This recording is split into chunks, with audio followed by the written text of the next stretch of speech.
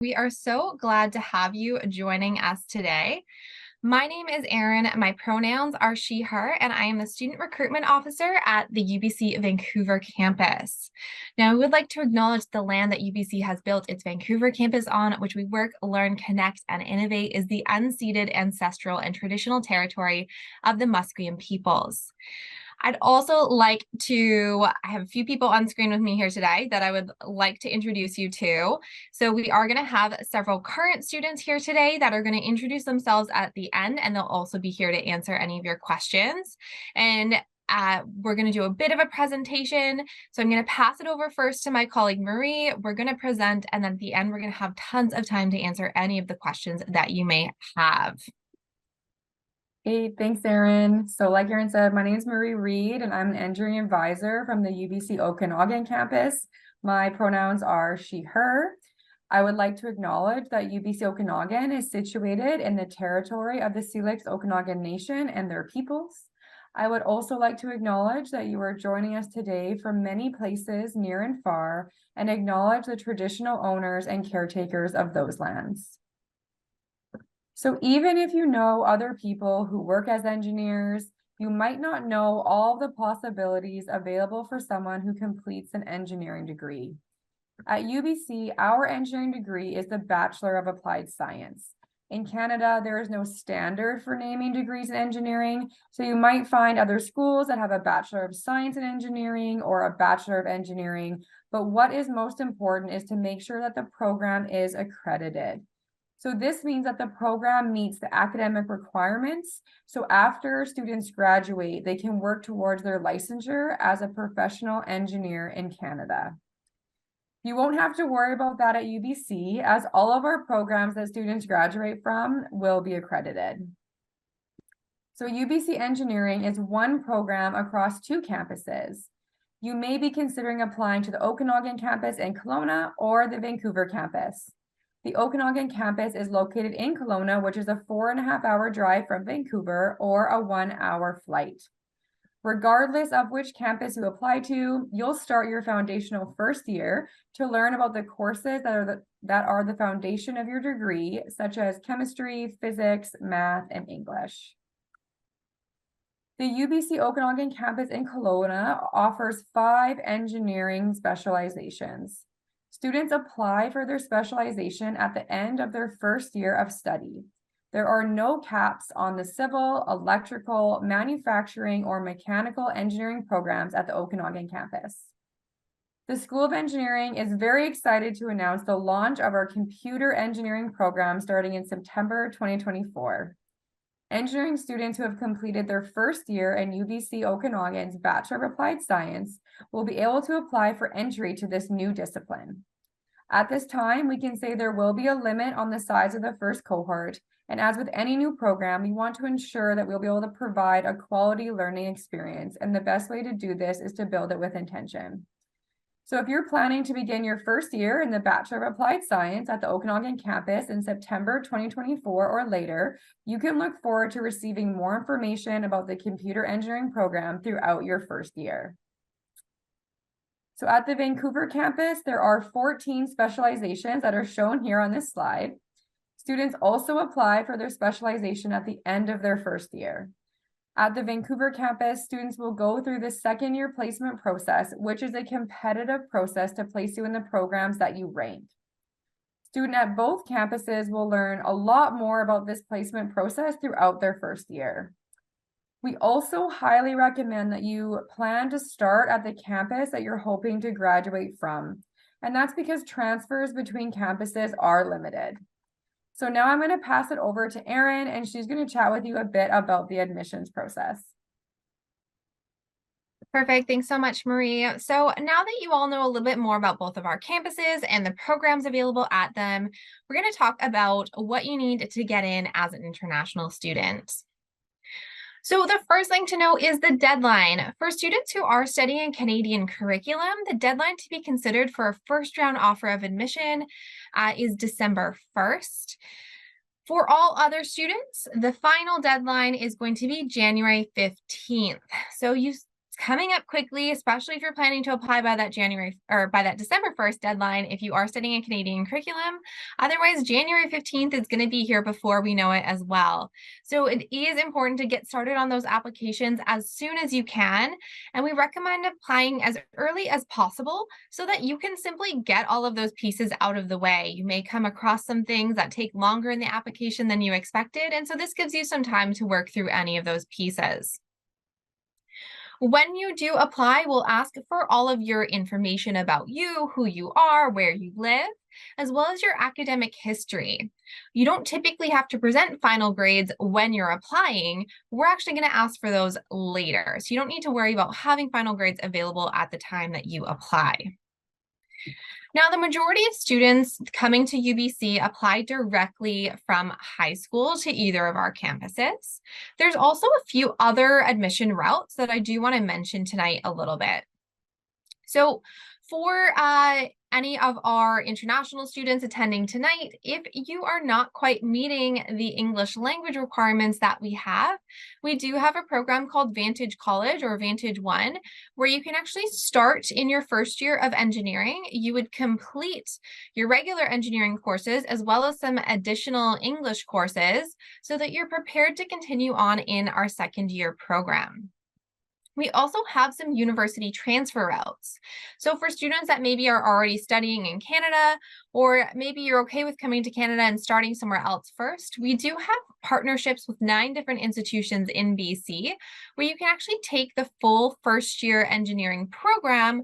And then upon successful completion of that with a minimum GPA and all of the courses completed, transferring into either one of our campuses to begin in second year. So it's just another option or maybe a backup option to keep in mind that is available to you.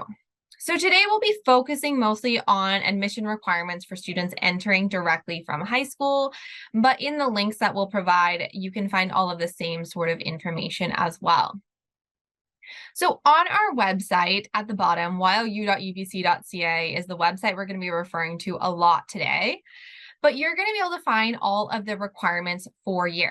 So on the screen right here, I have as if someone was studying in British Columbia, the province that we're located in, but you can also select the option for international students to choose the country that you're studying in.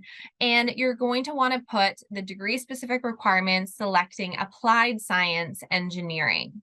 Now you can see at the top of my screen that you also have the Vancouver tab or the Okanagan tab. So it is important to check the campus that you are planning to start at. Now our admission requirements, as I mentioned, will depend on where you're studying and what your academic history is. Typically, we're looking for English, chemistry, physics, and pre-calculus all at the grade 12 level. But again, you can see your specific requirements needed by going to this website, selecting your country of study, and it'll tell you all of the information that you need to know.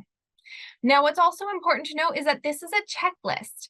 It's not specifically what your admission is entirely based off of, because we're just saying, have you completed all of these requirements?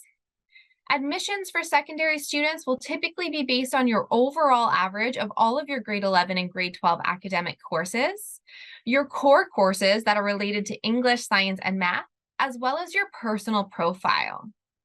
If you are applying as a post-secondary transfer student, potentially, then you typically won't require a personal profile. But as long as you're completing the application, following all the steps, it will tell you what you need to provide, and you won't have to worry about missing out on anything. So to start your application, you can find the application link by going to our admission website, yu.ubc.ca. On this website, you will also find lots of amazing resources like admission requirements, financial planning, and so many more options here. Again, our recommendations and our biggest pieces of advice for completing your application are to start early and take your time. Let the online application guide you.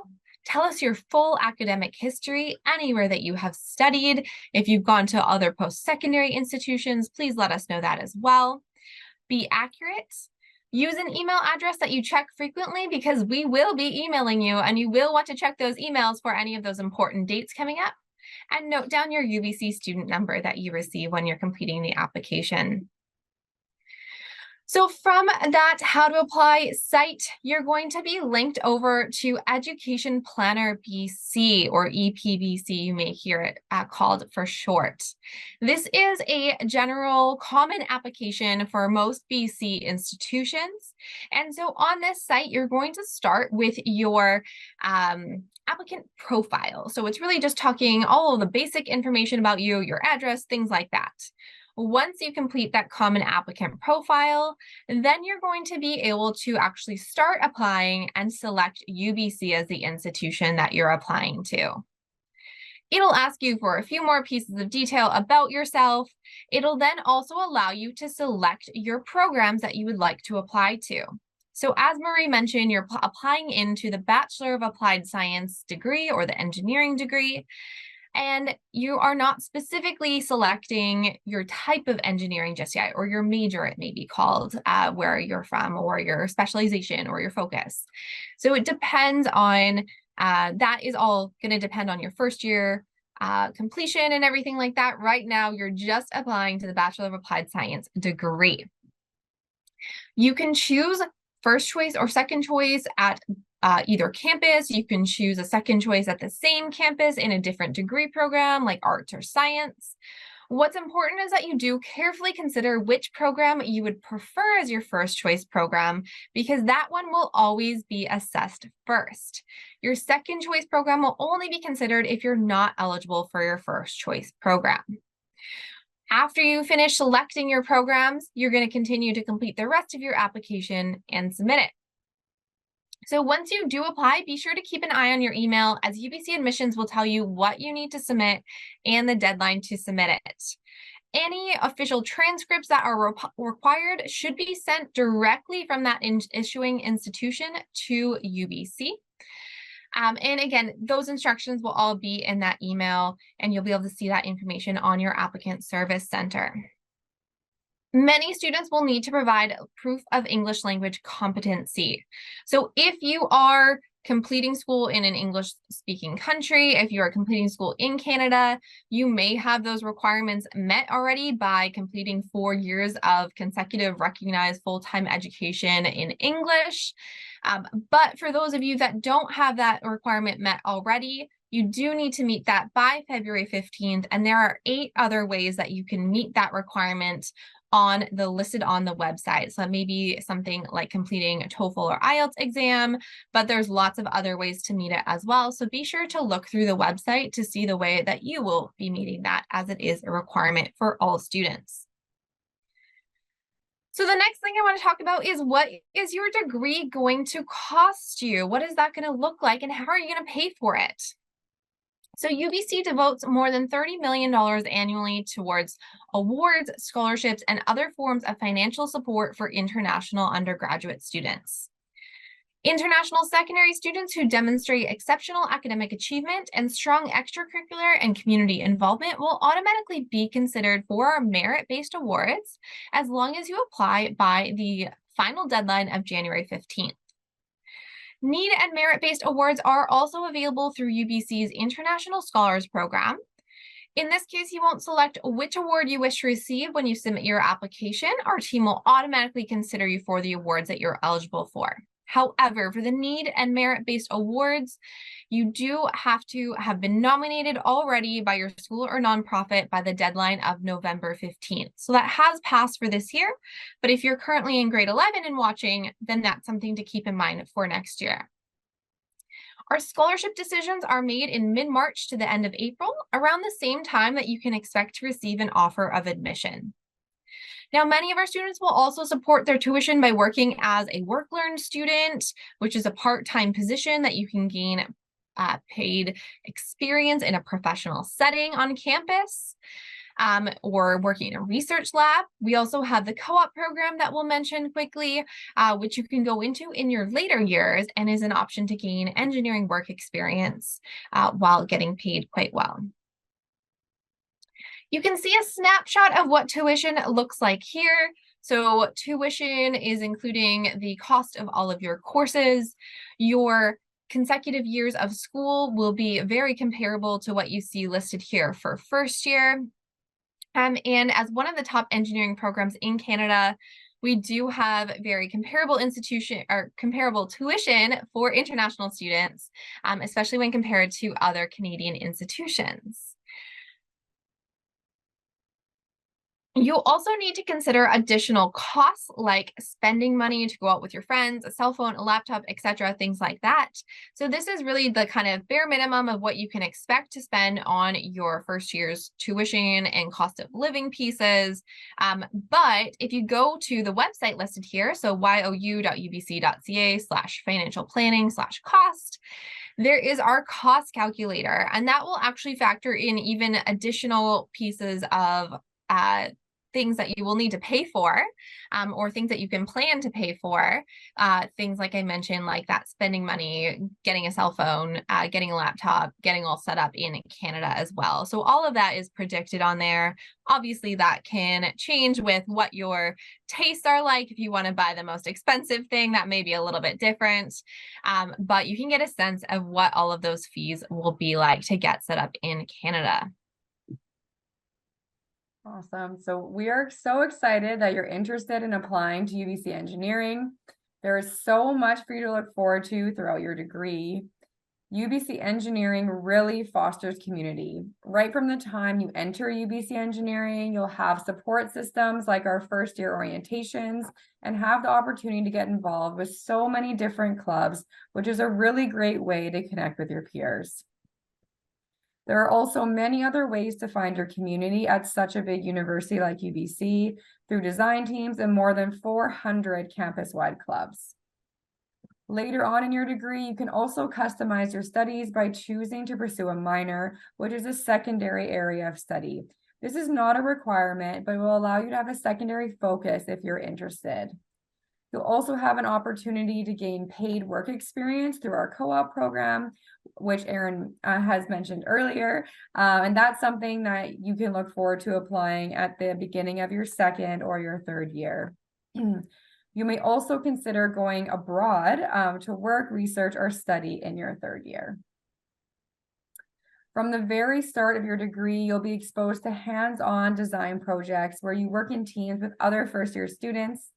You'll also have this opportunity year after year in your courses, which continue to build on the project-based team learning experiences, culminating in your final year with your capstone design project, where you and your peers work with industry partners to solve real-world problems.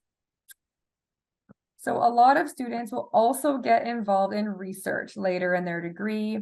There's an opportunity for paid research experience, or you can do it on your own with the support from clubs like the Undergrad Research Opportunities Club that provides students access to mentorship and networking opportunities to get started on your own research.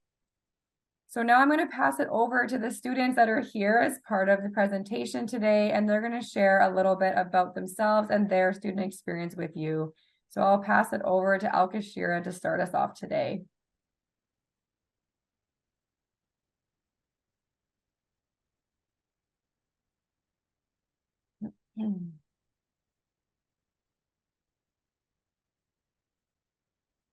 Well, I think Alkashira, you might just be muted. Can you hear my voice right now? Yep, you're good now. Hello, everyone. My name is Alkashira.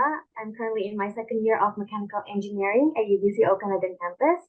Alongside with my study, I'm actively engaged in several roles, serving as a social content creator for the School of Engineering and Engineering Stories team.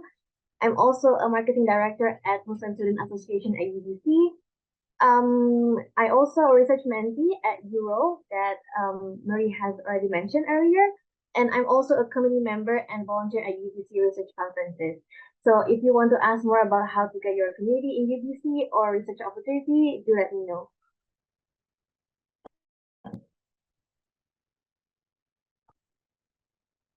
Hello, everyone. My name is Janvi, and my pronouns are she, her. I'm a third-year civil engineering student at Vancouver campus, UBC.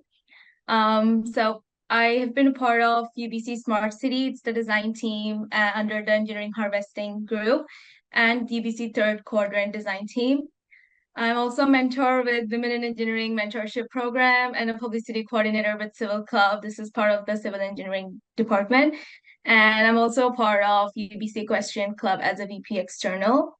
And I'm happy to answer the questions that you have about student life. I lived on campus in my first year and I really liked it. So I have a lot of, if you have any questions, just answer me the question. Yeah. Hi everyone, my name is Ramon. I'm in my last and fifth year of manufacturing engineering here at UBCO. And yeah, I've completed co-op in the past. I'm currently a student ambassador as well as a collegiate assistant on campus. And in the past, I've also been involved with course unions such as the Engineering Society, as well as other on-campus positions. So feel free to ask me about co-op or other involvement on campus. And yeah.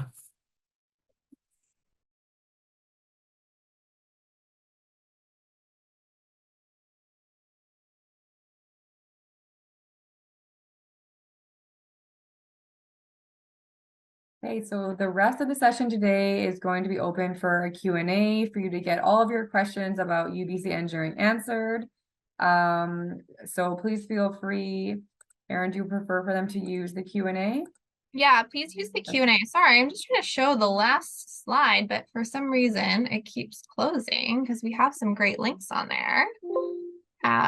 Let me try and pull that up quickly, but please do use the Q&A to ask your questions. You can upvote each other's questions in there as well. Great, let me just share this screen quickly for us to wrap up.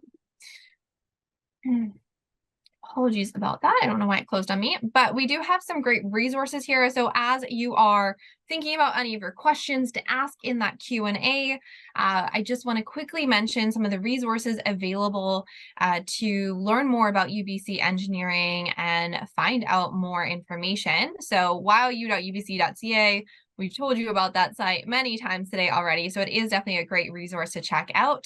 The second one there, engineering.ubc.ca/future, is a website with majority of information about the Vancouver campus, but there is also some information about the Okanagan campus on there as well. And that's really a great starting point to find out more about the student experience. We have a great chat with a feature student on there, which is kind of two down from there, the ask a question link where you can chat with one of our ambassadors from either of our campuses. You can start a conversation with them to ask them more about their student experience, what they've been a part of, their design teams that they've been a part of, or what their courses are like, or anything like that. Engineering.ok.ubc.ca is going to be information specifically about the Okanagan campus. You'll see that we have 3 links for engineering stories. So our engineering stories team is on YouTube, Instagram, and TikTok. So I'm sure that you're all on some sort of social media, so no excuse not to follow them. Both Alkashira and Janvi are both part of the engineering stories team, and we have several other members who help showcase what life is like as an engineering student at either the Okanagan or the Vancouver campus. So you can follow along with them to learn more. They post like tips. They just posted one the other day about tips for personal profiles if you have questions about that in your application. And then of course you can get in touch with Marie or myself at our emails in case you have any other questions. So I'll leave this up for a couple more minutes as we get started answering some of your questions. Thank you for submitting those questions. And again, I'm going to sort by upvote. So do be sure to upvote each other's question if you see a question that you really want to get answered. So the first question I see is a question that we get asked all the time. What is the average that you need to get into UBC engineering at either the Vancouver campus or the Okanagan campus? This is a question we get asked all the time, and unfortunately, there's no real answer to this. So it will give you on the requirements website that we mentioned an estimate of the grade that you may need coming from the country that you are in.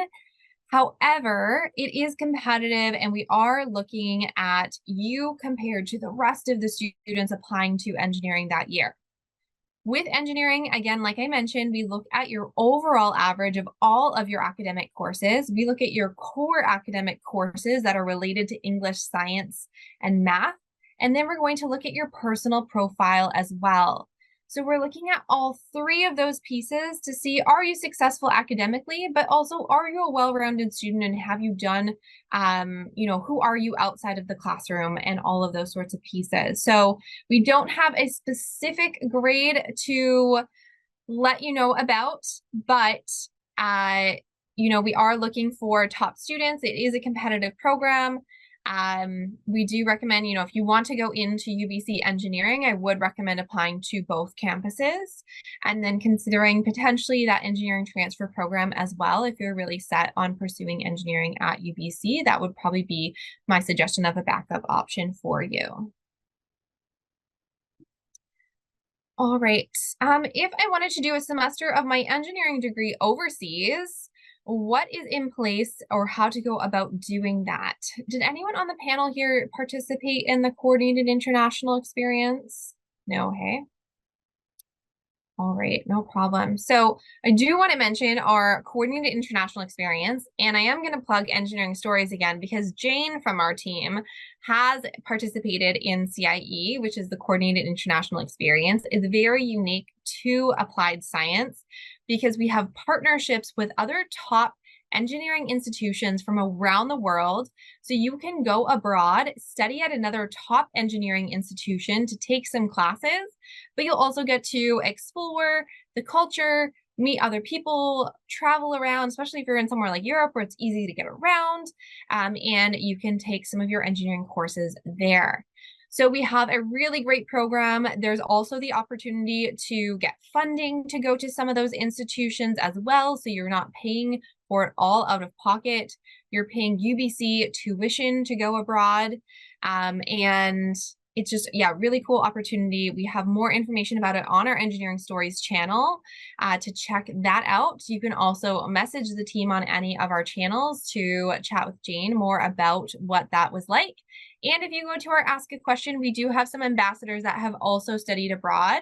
So that would also be a great place to check out. But we do have the CIE program as well as Go Global, which is a UBC-wide program that will allow you to consider studying at multiple institutions around the world. You can also potentially do co-op, so paid work experience internationally as well, which is a little bit of a different way to do something, but also kind of cool where you're making money, working in industry in that country as another way to go abroad. It's a great question.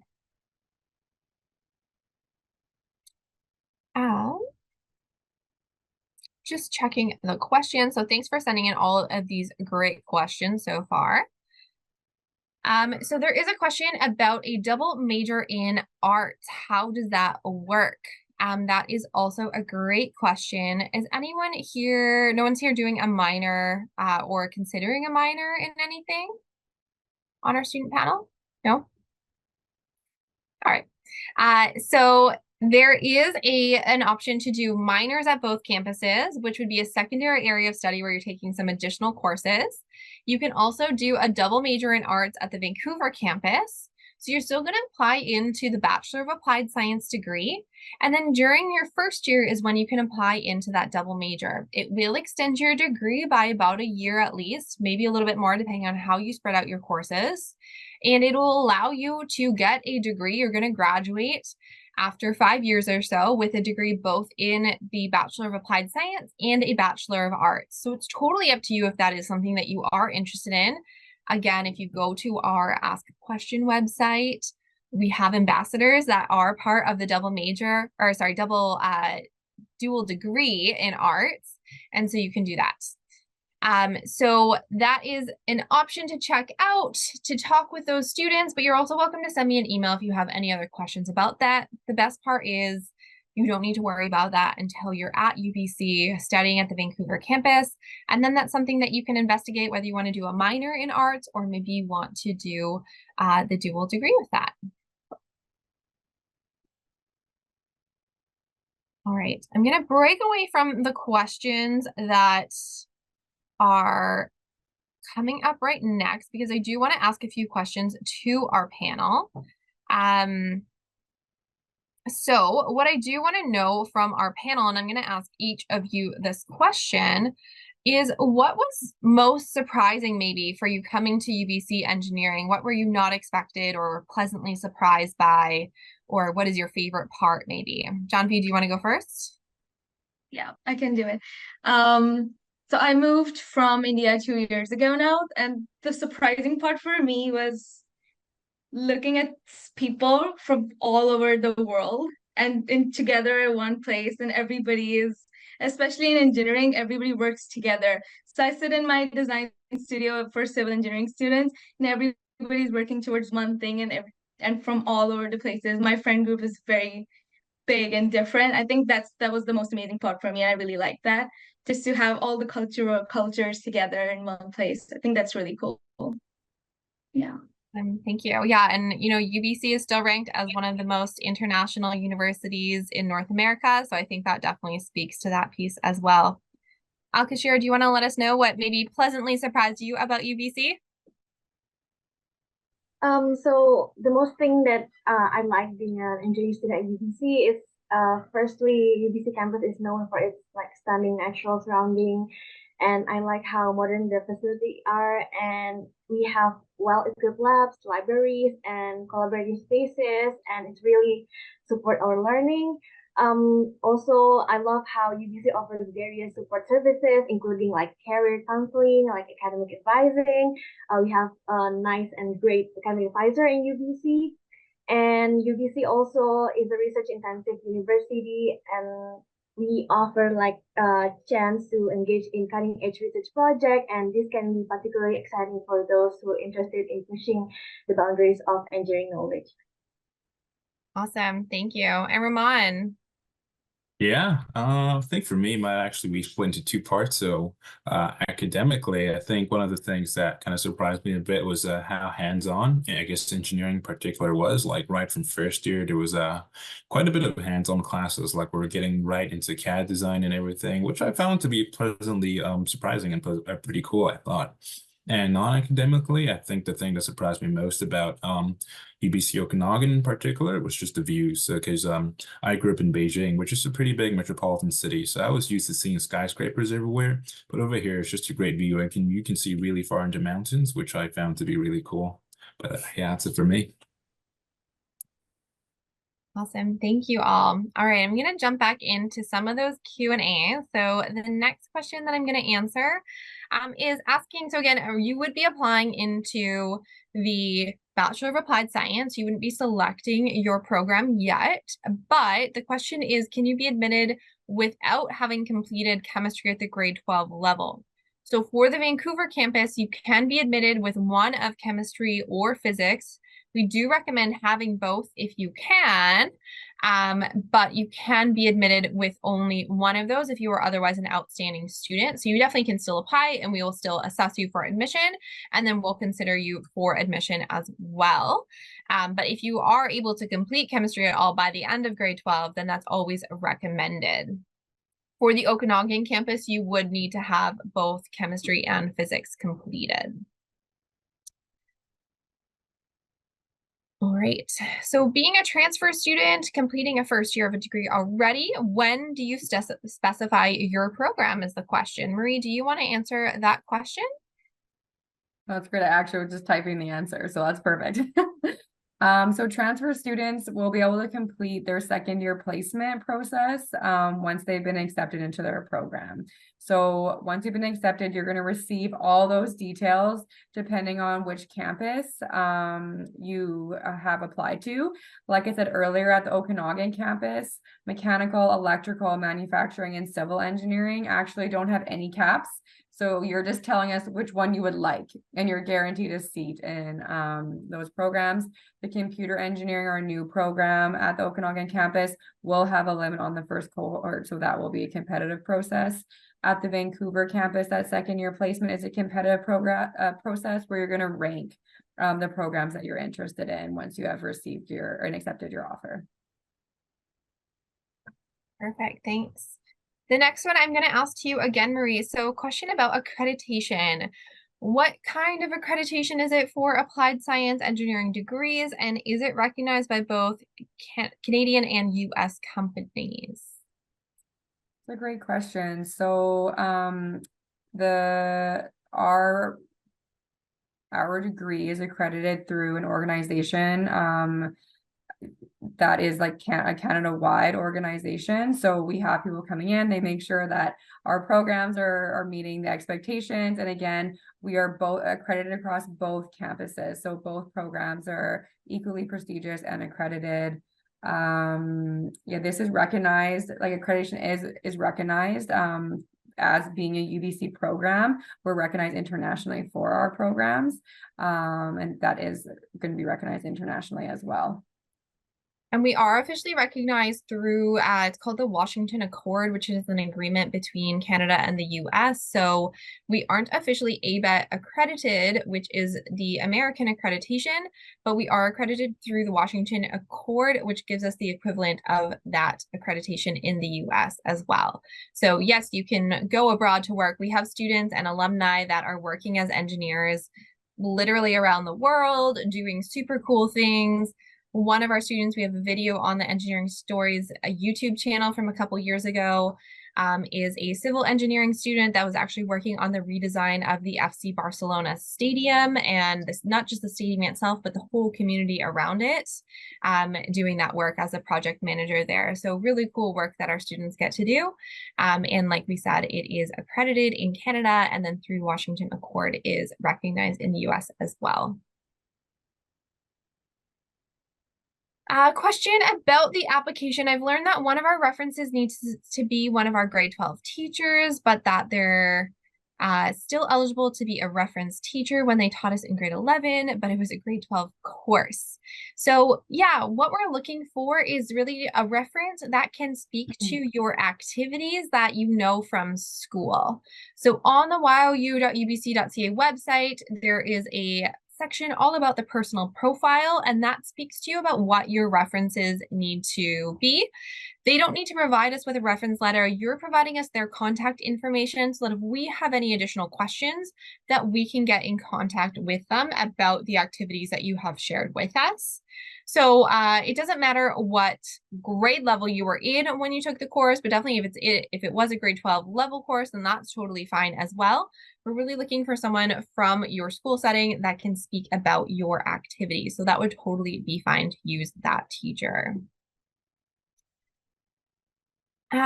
For admission decisions, are the 12th grade GPA included in the consideration?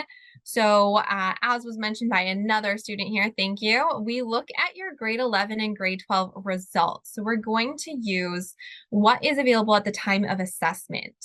For most students, that means that we'll look at what you've completed at the grade 11 level, as well as what you've completed in the first half of grade 12, and looking at those final results. Typically at the time of assessment, that's going to happen, like I said, most of our offers go out kind of throughout March and throughout April. And so at that point in time, you're not going to be having been completed grade 12 yet, unless there are some schools that will be complete in December, depending on where you're studying. But for most schools, you would still have some time left in high school. And what will happen is that all of our offers are conditional. So it will say that you need to meet these conditions to keep your offer of admission. And typically that's completing those required courses, as well as maintaining a similar academic average throughout the rest of your grade 12 year. When it comes to the supplementals, as there's only one application, am I expected to talk about engineering? So I think that you're referring to the personal profile. There's no additional supplemental thing that needs to be submitted for engineering. There are some other faculties that do have some portfolios or things like that that you may need to submit. But for UBC engineering, you're just completing the personal profile and you're just talking about what those questions ask you about. So being really reflective and introspective on what those questions ask you. It doesn't necessarily need to be focused on engineering. It could be if that's relevant to you, but it doesn't necessarily have to be focused on, you know, like just your robotics course or something like that you've done, or it can really talk about your experiences and maybe why you want to go into engineering or what you want to do with an engineering degree, or really just who you are as a student. But great question.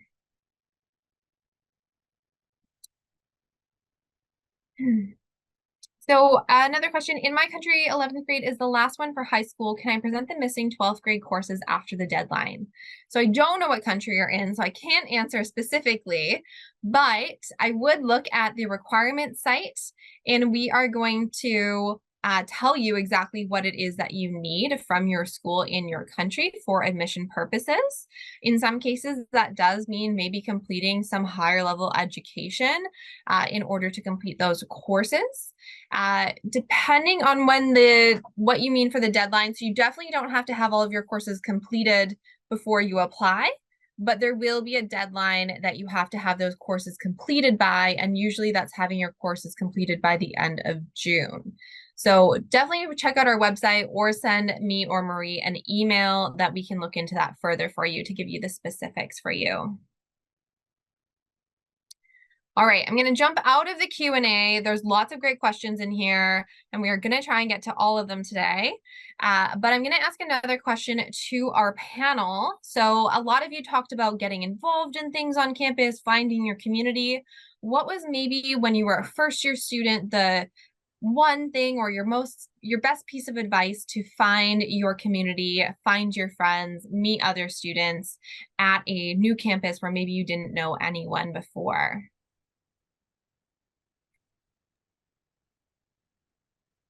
Go ahead, John V.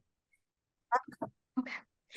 I think for me, in my first year, I was kind of looking at something where I can try something else other than what I did in high school, and just to look around, because I wasn't in civil engineering in my first year, and it was mostly just being part of the engineering undergraduate society and meeting other people.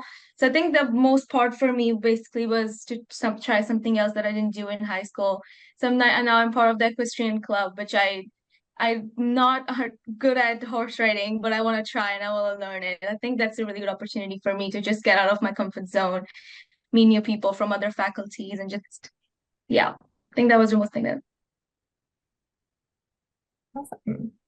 Akashira, what was your way that you found community in first year? For me personally, for those who are looking to connect with a community easily, I think I can give several strategies. The first thing is you can keep a regular check on UBC student life resources, and there's so many social media platforms of the faculties, including like Instagram, TikTok, YouTube, and their official website. I also remember that I attended club events to gain a deeper understanding of their activities and how they relate to your interests. And don't hesitate to reach out directly to the club executives through social media or other communication channels to ask questions and express your interest to them. Yeah, and definitely agree with that. Doing first year, there's lots of opportunities out there, and most clubs and societies will be out looking for students. So, if you see an opportunity, don't feel shy to join.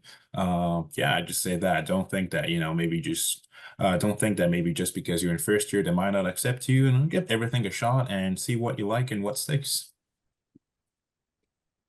Awesome. And Ramon, another question for you. So you have done some co-op already. There's a question about, are international students able to participate in the co-op programs? What has your experience with co-op been like so far? Yeah, for sure. So co-op is definitely available to international students. I just completed one last term. And yeah, so you as an international student, you would have to apply for a co-op work permit. So that is something to keep in mind. But once you get that, you're able to get pretty much any co-op job out there that would be available to domestic students as well.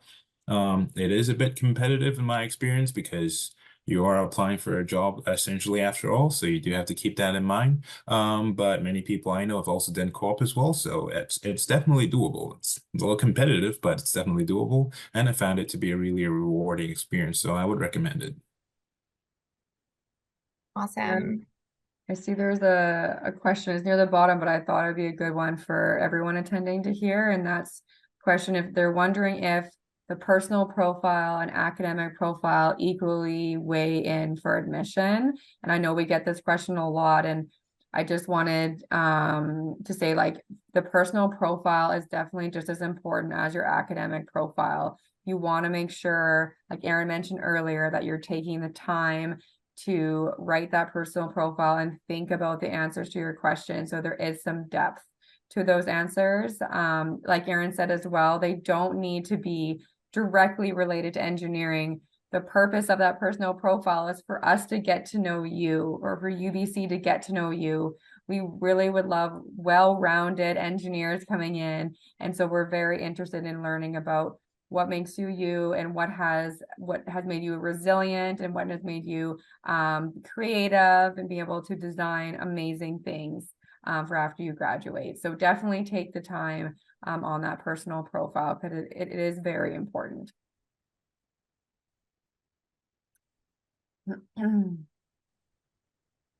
Awesome. There is a question about the graduation rate for engineering majors. So I don't have any of those specific stats with us right now, but what I can tell when we typically look at these sorts of things is that the majority of our students are completing their degree and graduating. In some cases, they may extend the time to complete their degree because they're involved in a million things, like the students on our panel are here today. And so they may take a little bit longer to complete their degree, or if you're doing co-op, that will extend your degree a little bit as well. So it really depends on what you're doing, but typically students that are in the program are successfully completing that. We do see some students may leave engineering and go into other degrees like science, or maybe pursue something like medicine or a different type of degree as well. But there's a lot of students will be scared that we're trying to weed out students, we're trying to get rid of students, and that is not the case at all. We're admitting you based on your merit, and we want you to stay in the program throughout your full degree, and we do what we can to help support you with that. So there are tons of resources like Alkashira mentioned, and we just encourage you to take advantage of those resources so that we can help you get to that time of graduation. So great question. There's two questions right now about chemistry. So basically, we're looking for our grade 12 level chemistry. So no matter what curriculum you're completing that through, that is what we are looking for. In terms of taking second year chemistry in January 2024. So I'm going to assume that that's the AP 2-year chemistry requirement that you're maybe referring to. Again, I don't know what country requirements you're speaking to, but yes, as long as you're completing that, typically by the end of June, that is what we are looking for. For the Ontario one, I don't know all the Ontario codes off the top of my head, but if that is the grade 12 chemistry, that would be correct. You can look at our requirements website and see if that is the correct course for an Ontario student. So definitely can check those out. Again, if you have more specific questions like this, really, we need a little bit more information to fully answer these questions for you, and we are happy for you to send us an email where we can find out a little bit more about your full academic history and help you determine if that course is going to be acceptable or not. There is a question, is it possible to get into UBC engineering if chemistry 12 and physics 12 are not offered in your school? So we are definitely looking for you to have completed at least one of chemistry at the grade 12 level and physics at the grade 12 level.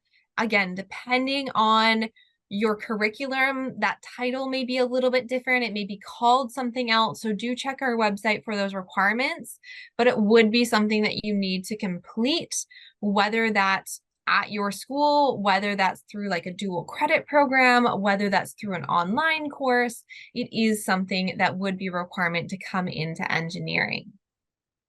All right, great questions, everyone. We have a few minutes left, so if you do have any last minute questions, you are welcome to ask that in the Q&A. I'm going to ask one more question to our panelists. So I'm going to ask you what your biggest piece of advice to these students that are thinking of applying either right now or maybe in the near future. What would be your biggest piece of advice to them over this next year as they're applying to schools, as they're starting to come into programs like UBC engineering? What would you maybe have told your grade 12 self to kind of help you through this very stressful time? Janvi, do you want to go first? Yeah. Thank you. I think what I would have told myself as a grade 12 student was to do a thorough research of whatever university you're applying to. I think that was really important for me because as a high school student, it's you know a little bit, but you don't know everything about that university. So right now you're at this panel, you're asking us questions. I think that's a really good chance for you to just know what the university is like. So I think I would have told myself to just give myself a little bit of time, research about the schools, and just get into it before I apply to like every university. Yeah. Awesome. Alkashir, do you want to go next? For me, as an engineering student, it's very crucial to set long-term goals for your very first day on campus, even in your first term. When you define your objectives, your goals, and create a roadmap, you can gradually work towards them through well-planned steps. And this approach allows you to make the most of your time productively because you know exactly what you're working towards. And also remember that your professor can be valuable allies on your academic journey. Be proactive, never hesitate to reach out to your for guidance, and because they can provide insight, support, and opportunities you want to miss. And make the most of your time by getting involved in campus life, making friends, and joining clubs, design teams, or research, because your university experience is what you make for it. So embrace in your opportunity. Awesome. And Ramon, what piece of advice do you have for all the folks here today? Yeah, I think my one piece of advice would be just don't be afraid to ask for help, after getting to university. And that applies to both inside and outside the classroom. In your first year, you might be sitting in classes of 400 students or so, and it might seem intimidating to raise your hand there and ask a question, but it is easier to ask it in class and get it over with and spend hours trying to rule over it later on. And there are no stupid questions there. If you thought of it, there's 50 other students thinking the same thing. So, just ask and get it over with. And outside the classroom, there's lots of supports for students, whether that's academically, socially, mentally, physically. There's resources out there for you as students. So do be sure to make use of them during your journey through university. Yeah, I think that's it for me. Perfect. Thank you all so much for being here. If there are any last questions that you want to ask tonight, we have a couple more minutes, but I do want to say thank you to all of you for attending. This is definitely a great step in preparing yourself and hopefully making sure that you feel ready to apply to UBC engineering. Thank you to our panelists for spending their Friday night with us. I know it's late for us here in Vancouver. I know for those of you joining us, it may be early in the morning, late at night, or middle of the day. Who knows what it is for you, but thank you so much for spending your time with us. Thank you to our current students and our panel for giving up their Friday night to participate in this event for all of you. And thank you to my colleague, Marie Reed, for being here and presenting with me and representing the Okanagan campus. So I did pop both of our emails into the chat. If you have any further questions for Marie or myself after today, you are definitely welcome to send us an email. Otherwise, again, you can follow our Engineering Stories channel, which is a great way to learn more about the student experience at both campuses. If you've had all of your questions, you are definitely welcome to log off tonight. So thank you for joining us, and I'll stick around for a couple more minutes to see if there's any other questions that do pop up for us. All right, this is a great question in the Q&A. What happens if, as an international student, you don't quite have the necessary amount of money to pay for tuition or fees, but you're good enough to get into UBC? Marie, do you want to start with this? And then maybe we'll ask our student panel of some of the ways that they have helped to fund their own studies. Yeah, so as we mentioned, there are scholarships that students can apply for, or they're automatically applied for if you apply by December 1st and the January 15th deadlines. There are also opportunities to get involved in co-op. There are other work opportunities on campus, as well as some research opportunities that international students can apply for, specific awards related to that. I'm going to pass it over maybe to some of our panelists to expand on ways that they have found work for them without me getting into more details. I think Alkashira, you unmuted yourself first that I saw, so maybe I'll pass it over to you first. Okay, so I personally got a scholarship from my government, so Indonesian government, but Besides that, I also part of the working student, which I can get like monthly fee. So it's a great way to get money, and then you guys can explore available scholarship and part-time work opportunities on campus as well. Awesome. Thank you. John V? Yeah, I think for me, I work part-time off campus in retail, and I also work under the Workland program as a digital media strategist for End Stories. So I think those two really help me get a good amount of money for things that I buy and everything, except for the tuition. Yeah, so I think that's really helpful for me and it works. Yeah. And I'm starting co-op in May, summer. Awesome. Ramon, was there anything that you wanted to add to that? Yeah, for sure. Yeah, I think the awards definitely help. When I first got it in my first year, I think I got the OIS, Outstanding International Student Award. So that helped quite a bit in first year. And then after that, I held quite a few on-campus positions throughout the years, and those were all part-time, so they weren't too stressful and didn't add too much extra time to my week, but they help finance, my stay over here. And then co-op also definitely helped quite a lot because you're working full-time then, so that's quite a lot of extra income you're getting. And there's also just lots of awards throughout the years that you can apply to.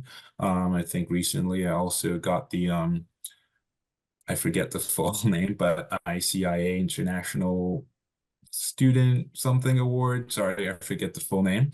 But that also helped quite a bit as well for my final year now. So yeah, I found even throughout the year, whether it's in your first year or your final one, there have been awards all along that help. So something that's great. Thank you so much, everyone. But yeah, definitely checking out wherever you are currently studying. Does your government offer scholarships? Like Alkashira mentioned, are you part of organizations that offer scholarships? There's many organizations that will offer scholarships to students regardless of where you're going to study. Are your parents part of companies or organizations that offer scholarships to students of people working at those companies? There's also lots of scholarships online that you may be eligible for. So I know a lot in Canada.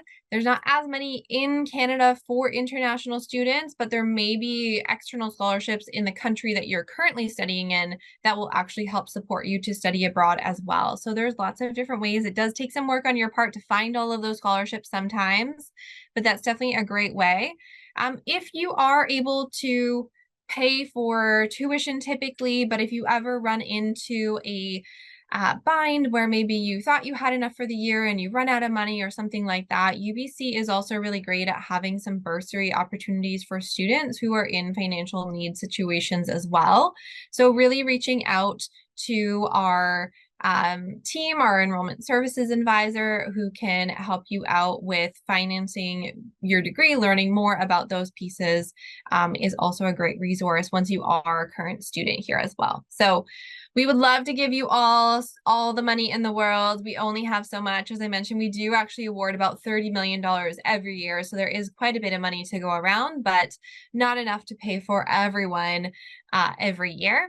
So we do hope that you are able to find some scholarships and able to join us at UBC. All right, that looks like the last question. So thank you so much to everyone for joining us. I hope to see you all at UBC Engineering in the future. Please reach out with any additional questions that you have, and I hope that you all have a great night or morning or afternoon, wherever it is, whatever time it is, wherever you are. Thank you so much for joining us.